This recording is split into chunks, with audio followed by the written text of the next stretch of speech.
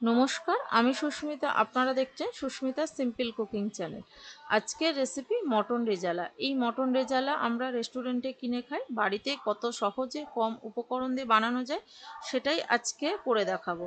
তাহলে চলুন রেসিপিটি দেখে নেওয়া যাক।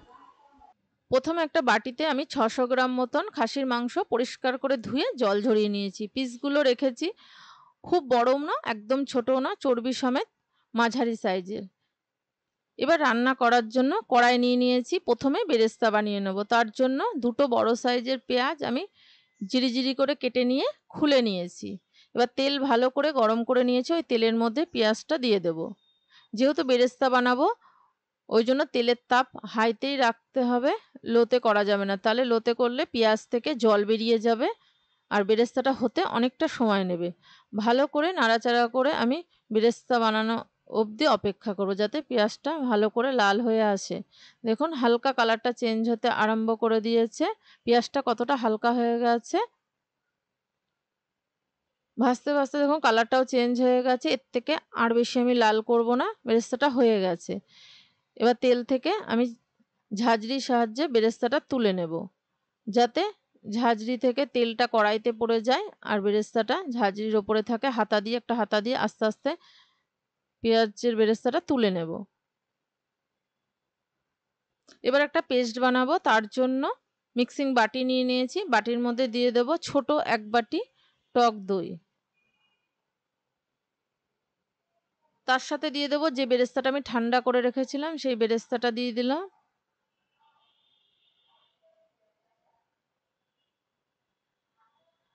তার সাথে দিলাম হাফ বাটি মতন কিচমিচ, হাফ বাটি মতন ভাঙা কাজু।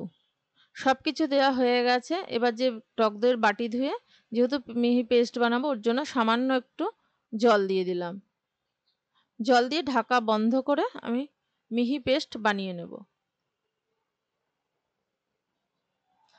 পেস্ট বানিয়ে নিয়েছি, ঢাকাটা খুলে দেখে নেব মিহি হয়েছে কিনা। হ্যাঁ, মিহি হয়ে গেছে। এবার পেস্টটাকে সাইডে রেখে দেব।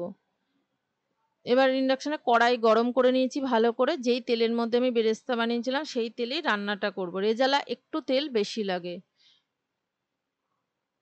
এবার তেল ভালোভাবে গরম হয়ে গেছে, তেলের মধ্যে দিয়ে দিলাম দুটো তেজপাতা, তার সাথে এলাচ, লবঙ্গ, দারচিনি আর কয়েকটা গোলমরিচ। এলাচটা আমি মুখ ফাটিয়ে দিয়েছি, নাহলে তেলে দিয়ে অনেক সময় ফাটে, গায়ে ছিটকাতে পারে।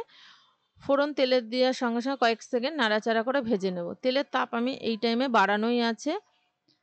ফোড়ন কয়েক সেকেন্ড ভাজা হয়ে গেছে। এবার ওতে দিয়ে দেব দুটো বড় সাইজের পেঁয়াজ। এই রেজালাতে পেঁয়াজ দুভাবে ব্যবহার করব, একভাবে বেরেস্তা বানিয়ে নিয়েছি আর এটা ভেজে। এবার পেঁয়াজটা একদম কড়াভাবে লালভাবে ভাজবো না, যাতে হালকা নরম হয়ে যায় সেই অবধি পেঁয়াজ ভেজে নিতে হবে। পেঁয়াজ নরম হয়ে গেছে, কালারটাও চেঞ্জ হয়ে গেছে। এবার ওতে দিয়ে দেবো এক এক চামচ, তার সাথে দেবো আর এক চামচ, 2 চামচ মতন আদা বাটা দিলাম।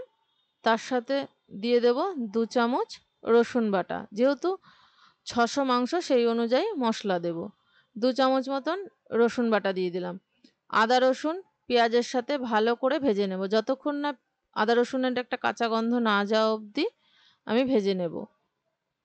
ভাজা হয়ে গেছে, তাপটাকে একদম কমিয়ে দিয়েছি। কমিয়ে দিয়ে এবার গুঁড়ো মশলা দেবো। প্রথমে দিয়ে দিলাম স্বাদ মতো নুন, তার সাথে দিয়ে দিলাম হাফ চামচ হলুদ গুঁড়ো, হাফ চামচ লঙ্কার গুঁড়ো। ঝালটা অবশ্যই নিজেদের পছন্দ মতন দিতে হবে। কালারের জন্য দেব হাফ চামচ কাশ্মীরি লাল লঙ্কার গুঁড়ো, হাফ চামচ জিরের গুঁড়ো, তার সাথে দেব হাফ চামচ ধনের গুঁড়ো। সবকিছু মশলা ভালো করে 1-2 মিনিট নাড়াচাড়া করে তেলে ভেজে নেব। তাপটা একদম লোতেই আছে। ভালো করে ভেজে নিয়েছি। যেহেতু মশলাটা কষাতে হবে, ওর জন্য মশলাটা যাতে পুড়ে না যায় সামান্য একটু জল দিয়ে দেব। জল দিয়ে ভালো করে মিশিয়ে নিয়ে যতক্ষণ না মশলা থেকে তেল ছাড়ে ততক্ষণ অবধি কষিয়ে নিতে হবে। দেখুন মশলা থেকে তেল ছেড়ে দিয়েছে, মশলাটা ভালো করে কষিয়ে নিয়েছি। এবার ওতে দিয়ে দেবো যে মাংসটা জল ঝরিয়ে রেখেছিলাম, সেই মাংসটা দিয়ে দিলাম। মাংস দিয়ে ভালো করে নাড়াচাড়া করে মিশিয়ে নেব। এখন আর জল দেব না, যেহেতু দেখে নেব মাংস থেকে কতটা জল বেরোচ্ছে, সেই পরে জল মানে দুধ বা দিতে হবে। আগেই আমি জল দিয়ে দেব না, এই রেজালাতে জল দিলে টেস্টটা ভালো হয় না। এবার ভালো করে মিশিয়ে নিয়ে তাপটাকে আমি মিডিয়ামে করে দিয়েছি, মিডিয়ামে করে দিয়ে 10 মিনিট মতন চাপা দিয়ে হতে দেব। মাঝখানে একবার নেড়ে দেব।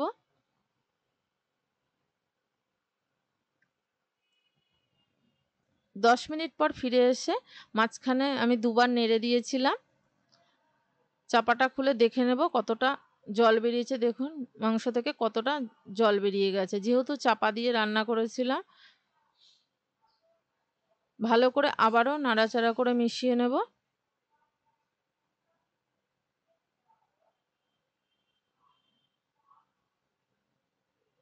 যেহেতু পিসগুলো খুব একটা বড় না, মাঝারি সাইজে, ওর জন্য সেদ্ধ হতে খুব টাইম একদম লাগবে না।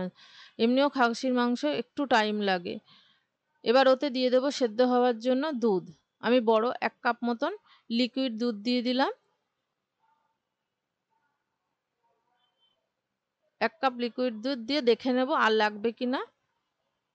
যেহেতু মাংসটা দুধের মধ্যে চোবানোই মানে চুবিয়ে আছে, ওর জন্য আর দিলাম না। যেহেতু চাপা দিয়ে আর একটু জল বেরোবে, ওর জন্য ভালো করে মিশিয়ে নেব। এবার তাপটাকে আমি মিডিয়ামে দিয়ে রেখেছি, দিয়ে আমি 4টে কাঁচা লঙ্কা দিয়ে দিলাম। ঝালটা অবশ্যই পছন্দ মতো দিতে হবে। 4টে মতন কাঁচা লঙ্কা দিয়ে দিলাম। কাঁচা লঙ্কা দিয়ে চাপা দিয়ে আবারও আমি 12 থেকে 15 মিনিট মতন হতে দেব। মাঝখানে 2-3 বার নাড়িয়ে দেবো, নাহলে অনেক সময় কড়াইয়ের গায়ে ধরে যেতে পারে। 15 মিনিট পর ফিরে এসে ঢাকাটা খুলে আবারও ভালোভাবে নাড়াচাড়া করে দেখে নেব। দেখুন কতটা ঢাকা দিয়ে দিয়েছিলাম, জল বেরিয়ে গেছে, মাংসটা অনেকটা শুকিয়ে এসছে। এবার ওতে দিয়ে দিলাম নুন। যেহেতু প্রথমে নুন দিয়েছিলাম, দেখে নিলাম নুনটা মনে হলো একটু কম। তার সাথে দিয়ে দিলাম সামান্য একটু চিনি। চিনি দেওয়ার পর এবার যে পেস্টটা আমি বানিয়ে রেখেছি সেটা দেবো। তার আগে দিয়ে দেবো জায়ফল আর জয়িত্রী গুঁড়ো। আমি সামান্য একটু জায়ফল জয়িত্রীর গুঁড়ো দিয়ে দিলাম। জায়ফল জয়িত্রী আবার বেশি দিলে মাংসতে তেতো হয়ে যেতে পারে। জায়ফল জয়িত্রী দিয়ে ভালো করে নাড়াচাড়া করে মিশিয়ে নেব। মিশিয়ে নিয়ে তাপটাকে একদম আমি লোতে করে দিয়েছি। এবার যে পেস্টটা আমি বানিয়ে রেখেছিলাম সেই পেস্টটা দিয়ে দেব।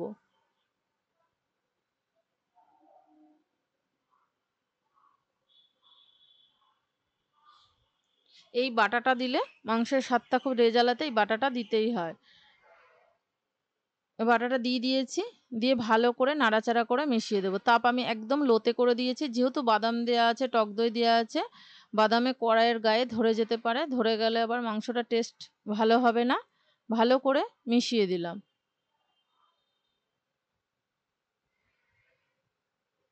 মেশাতে মেশাতে দেখুন ফুটতে আরম্ভ করে দিয়েছে, একদম লোতে করে দিয়েছি। এবার চাপা দিয়ে 25 মিনিট মতন হতে দেব। 25 মিনিট পর ফিরে এসে ঢাকাটা খুলে দেখে নিয়েছি, দেখুন কতটা টেনে গেছে।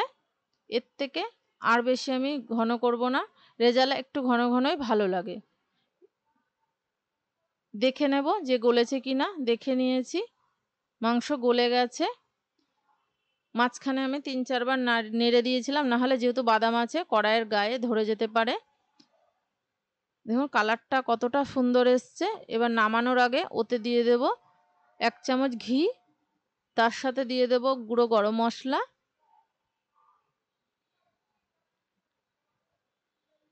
আর দেব কেওড়ার জল। দিয়ে রেডি হয়ে গেছে আমার রেজালা। এই রেজালা বিরিয়ানির সাথে বা সাদা ভাতের সাথে, পোলাওয়ের সাথে, সবার সাথেই খেতে খুব ভালো লাগে। কেওড়া জল দেওয়া হয়ে গেছে, ভালো করে মিশিয়ে নিয়ে নাড়াচাড়া করে নামিয়ে নিয়ে রেডি করে দেখাচ্ছি আজকে আমার রেজালা কেমন হয়েছে। এই ছিল আজকের রেসিপি। ভালো লাগলে অবশ্যই সাবস্ক্রাইব করার অনুরোধ রইল। পাশে থাকা বেল নোটিফিকেশানটা অন করে দেবেন। আমি কোনো নতুন ভিডিও আপলোড করলে সবার প্রথমে আপনাদের কাছে পৌঁছে যাবে। আবারও দেখা হচ্ছে নতুন কোনো ভিডিও নিয়ে। ভালো থাকবেন, সুস্থ থাকবেন। ধন্যবাদ।